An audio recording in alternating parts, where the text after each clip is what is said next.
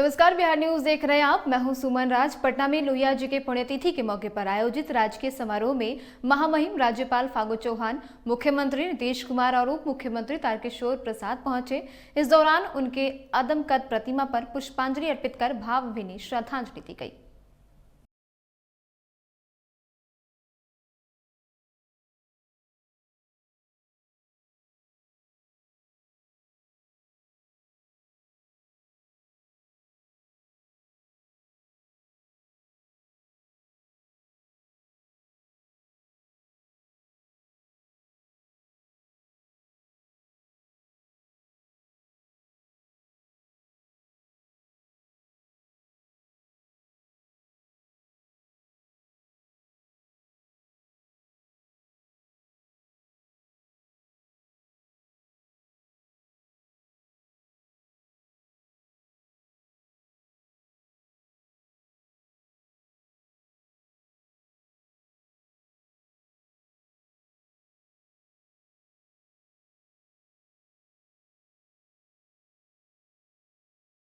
बिहार में विधानसभा की 2 सीटों पर हो रहे उपचुनाव को लेकर सियासत गर्म है। सभी पार्टियां चुनावी मैदान में दमखम दिखाने को तैयार हैं। लोक जनशक्ति पार्टी ने भी कुशेश्वर स्थान और तारापुर सीट से अपना उम्मीदवार उतारा है। पार्टी के राष्ट्रीय अध्यक्ष चिराग पासवान दिल्ली से पटना पहुंचे और इस दौरान उन्होंने बिहार के मुख्यमंत्री पर भी बड़ा हमला बोला।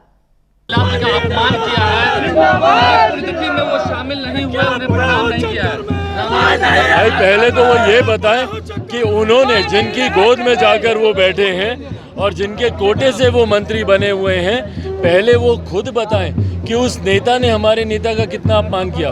भाई दुनिया भर के आप वादे दावे आप करते रहे कि भाई आने वाले दिनों में उनकी पुण्यतिथि पर उनके नाम से रोड की घोषणा की जाएगी, स्मारक की घोषणा की जाएगी, मूर्ति का अनावरण किया जाएगा, राजकीय अवकाश की घोषणा की जाएगी। क्या कोई एक वादा मुख्यमंत्री नीतीश कुमार जी ने पूरा किया?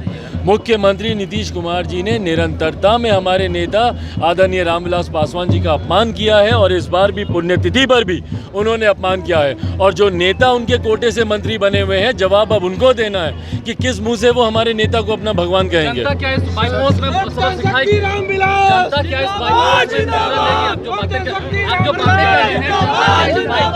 इस बाईपोल में इस बार जो उपचुनाव होंगे, इसमें आप देखेंगे कि पिछली बार भी जनता ने मुख्यमंत्री नीतीश कुमार जी की पार्टी को तीसरे नंबर की पार्टी बनाया और ये दोनों उपचुनाव मुख्यमंत्री नीतीश कुमार जी की पार्टी तीसरे या चौथे नंबर की लड़ाई के लिए लड़ रहे हैं। और नालंदा जिले से एक बड़ी खबर सामने आई, जहां नालंदा के धनावा गांव के पास थनायन नदी में डूबने से 4 बच्चियों की मौत हो गई। बताया गया कि सभी बच्चियां कपड़ा धोने गई थी। कपड़ा धोने के दौरान एक बच्ची का पैर फिसल गया, जिससे वो गहरे पानी में चली गई। वहीं उसे डूबता देख एक के बाद एक कर तीनों बच्चियां उसे बचाने गई और वो भी गहरे पानी में डूब गई। नालंदा जिला के सरदेरा प्रखंड के काजीचक गांव के एक ही परिवार के दलित परिवार के 4 भाई की 4 बच्ची, चारों छोटी आज पानी में डूबने से हताहत हुई है। इसके लिए मैं भगवान से प्रार्थना करता हूँ कि उनके परिवार को शक्ति दे दुख सहन करने का। और जो भी ये घटना हुआ है वो दुखद है। और एक बच्ची को पैर फिसल जाने से बच्ची डूब गई, फिर दोबारा उसको बचाने चली गई है। इसी तरीके से एक दूसरे को बचाते बचाते चारों बच्ची का देहांत हो गया। और इस परिस्थिति में अभी पोस्टमार्टम में लोग आए हैं और कलेक्टर साहब से भी बात हुई है। उन्होंने कहा कि जो भी सरकार का मुआवजा है वो मिलेगा। जब पोस्टमार्टम और डेथ सर्टिफिकेट नहीं आ जाता है, उसकी प्रक्रिया को हम लोग जल्दी पूरा करके गरीबों को लाभ मिलेगा। गया जिले के गौतम बुद्ध नगर में 9वीं कक्षा का छात्र अमन राज 10 अक्टूबर की सुबह घर से निकला था, जो लौट कर वापस नहीं आया। परिवार और परिजन बच्चे की खोज के लिए लगातार कोशिश कर रहे हैं। वहीं इस संदर्भ में गुमशुदगी की रिपोर्ट भी थाने में दर्ज कराई गई है। फिलहाल उसकी खोजबीन की जा रही है।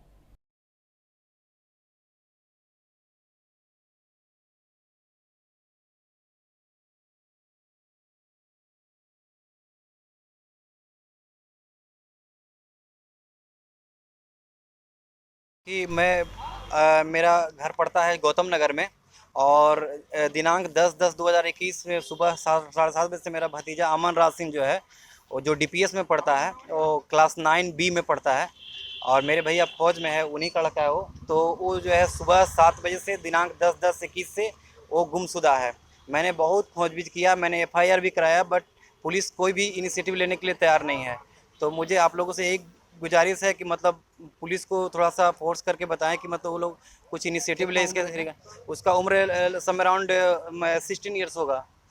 तो रंग उसका जो है विडिस कम्प्लेक्सन है, गेहुआ रंग है, और वो हाइट उसकी 5 फीट 6 इंच या 7 इंच होगी, और वो ब्लू जीन्स और ब्लू टी शर्ट छीट टाइप का हाफ टी शर्ट पहन के जो है वो पहना हुआ है। शारदीय नवरात्र के मौके पर जमुई जिले के सिकंदरा प्रखंड स्थित मां नेतुला दरबार में देश के विभिन्न हिस्सों से श्रद्धालु दिखे, जो कि भक्ति के सागर में डूबकर माता के दरबार में आरती लगाते दिखे, जहां कई महिला श्रद्धालु व्रत और निर्जला कर माता के दरबार में हाजिरी लगाती भी नजर आई।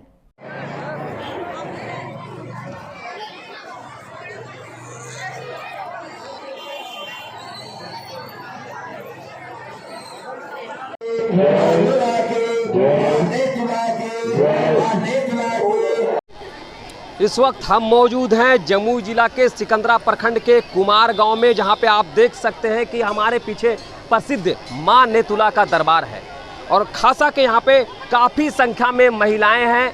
9 दिन के नवरात्रे के मौके पर यहाँ पे महिलाओं की संख्या काफ़ी देखी जा रही है। मैं आपको बता दूं कि यहाँ पे कई महिलाएं ऐसी हैं जो कि व्रत की हुई है और उनमें से कई महिलाएं ऐसी हैं जिन्होंने निर्जला की है। निर्जला के मतलब ये होता है कि कई महिलाएं हैं जो कि बिना अन्न और पानी के रहती हैं। खासकर यहाँ की जो सबसे बड़ी मान्यता है वह यहाँ पे पुत्र और नेत्र की प्राप्ति के लिए लोग आते हैं। खासा कि इस क्षेत्र को यहाँ पे अगर कहा जाए तो एक यहाँ पे पर्यटन क्षेत्र के रूप में भी उभरता जा रहा है कुमार गांव। यहाँ का मां नेतुला का जो मंदिर है वो पूरी तरह से क्षेत्र में लोगों के बीच एक चर्चा का विषय बना हुआ है। क्योंकि नवरात्र का समय चल रहा है, इस नवरात्र के समय में यहाँ पे कई महिलाएं हैं जो कि व्रत की हुई हैं और खासा कि अपने मन्नतों को पूरा करने के लिए दरबार में हाजिरी लगा रही हैं। आइए हम जानते हैं कि कुछ महिलाएं हमारे साथ जुड़ी हुई हैं। हम प्रीति पटना से आए हैं। हम 16 साल बाद यहाँ फिर आए दर्शन माता का। एकदम दिल खुश रहता है यहाँ पे। आपकी मनोकामना पूरी हुई है? हाँ, हम माता सब चीज पहले से ही मेरे दी हुई है। 2600 वर्ष पूर्व भी यहाँ मंदिर था और मेला लगता था। भगवान महावीर जब ज्ञान प्राप्ति के लिए आज से 2600 वर्ष पहले निकले। ये वर्णन कल्पसूत्र पुस्तक जैन धर्म का जो प्रमुख पुस्तक है उसमें ये मिलता है। और पहला रात्रि विश्राम वो कुमार में बट वृक्ष के नीचे जो माँ के मंदिर के बगल में दाहिनी ओर है वहाँ वो किए और उसके बाद रात्रि विश्राम किए और सवेरे वो अपना वस्त्र त्यागे। हो गया है पोता, बेटा हो गया है CRP, माँ लकवा मार दिए, लकवा भी ठीक हो गया, एकदम कंचन है।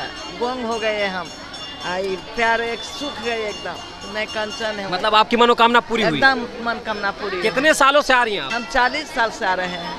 श्वेता चौधरी। श्वेता जी कहाँ से आई हैं आप? मुंबई से। कब से आ रही हैं यहाँ? 5 साल हो गया है। आप अपनी कौन सी मनोकामना लेकर यहाँ आई थी जो पूर्ण हो गया है? मनोकामना तो बहुत सारी है, बारी बारी से सुपूर्ति ही हो रही है। बाकी लोग को भी पूरी करती है माता रानी। और माता रानी के मनोकामना का नाम बोलिए तो ऐसा कोई नाम है ही नहीं जो कि बोल सकते हैं। यहाँ पर आपको आकर कैसा लगा? बहुत अच्छा। सुविधाओं का कुछ अभाव नजर आया यहाँ पे? यहाँ आने के बाद तो सब भूल जाते हैं कि दुख सुख क्या होता है। सब सुख सुखी नजर आती है, अच्छी लगती है। आप अकेले आई? और भी कोई है आपके साथ? हाँ, बहुत लोग हैं हमारे साथ, लेकिन मैं वहाँ से अकेले आई हूँ। अररिया के लक्ष्मीपुर गांव में 10 साल पहले शादी हुए एक विवाहिता की ससुराल वालों ने गला दबाकर हत्या कर दी। सूचना के बाद परिजनों ने कुर्साकाटा थाना पुलिस को घटना की जानकारी दी, जिसके बाद परिजन के साथ पुलिस मौके पर पहुंची और शव को अपने कब्जे में लिया। वहीं मृतका के परिजनों ने ससुराल वालों पर दहेज के लिए हत्या का आरोप लगाया है। फिलहाल मामले की जाँच की जा रही है।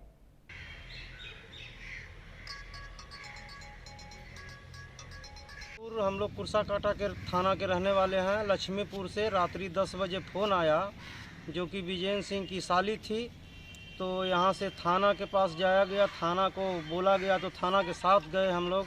तो वहाँ पे मरी हुई पाई गई, जिसके घर वाले फरार थे। और उनके ससुर सास सभी फिरार थे। लाश वहाँ पे पड़ा हुआ था। उसके बाद थानेदार अपने सबको कब्जा में लेकर के थाने लेके।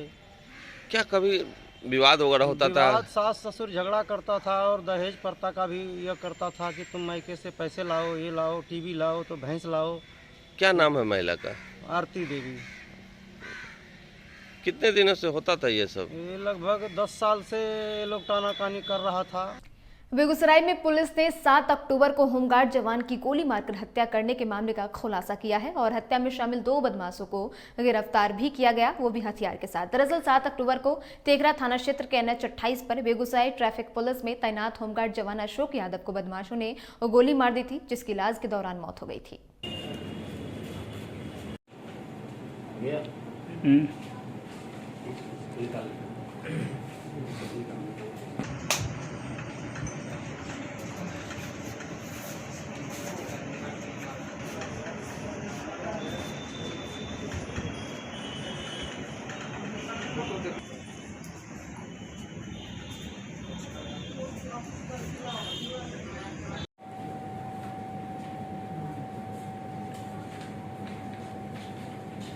तेघरा थाना क्षेत्र में एक हमारे होमगार्ड के जवान अशोक यादव पर फायरिंग की घटना हुई थी।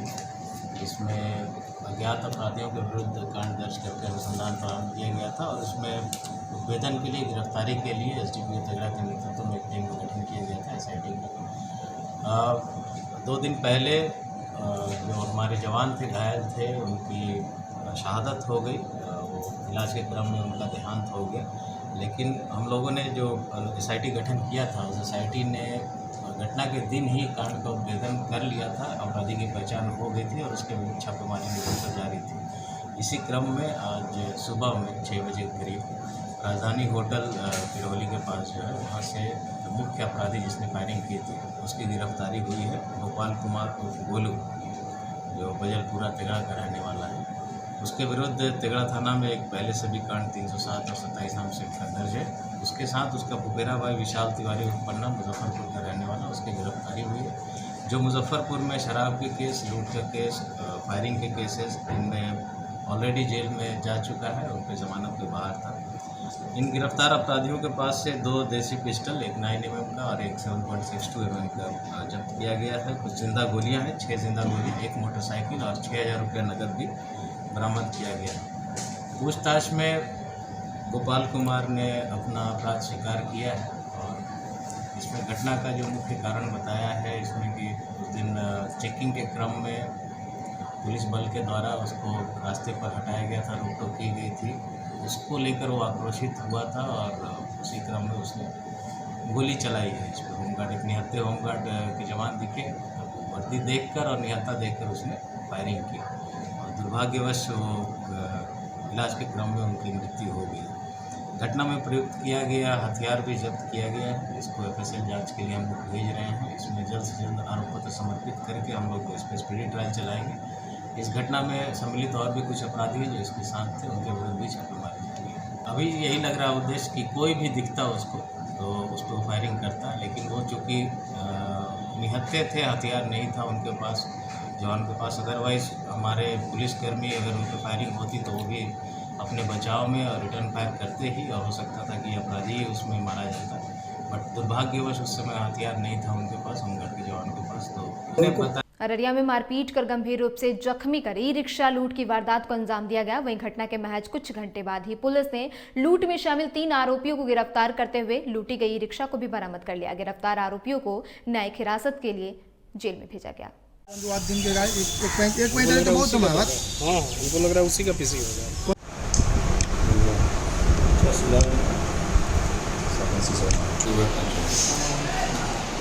बना दिए करते हुए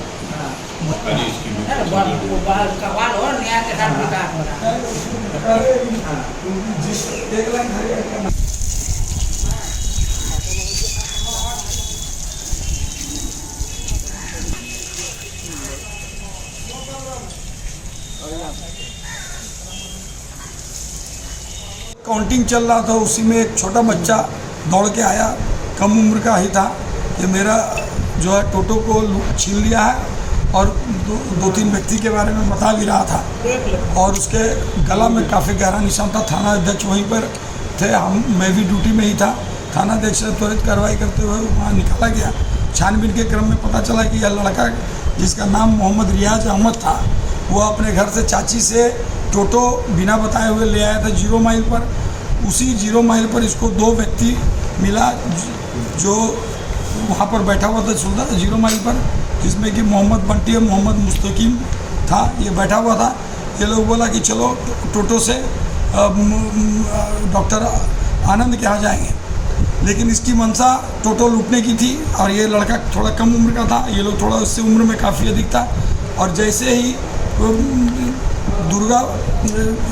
ही ये टोटो लेकर डॉक्टर आनंद के क्लिनिक के पहले ही महावीर बस्ती के पास स्टेशन रोड के पास पहुंचा, 500 गज पे पहुंचा तो टोटो रिक्शा पर सवार एक व्यक्ति को और इसने लिया था। तीनों व्यक्ति इसके टोटो को रोककर मारपीट करने लगा और मारपीट करके इसको गला में तार से कसकर गला को दबाया और ये जब मृत अवस्था मूर्छित हो गया तो इसको छोड़कर टोटो लेकर भाग गया।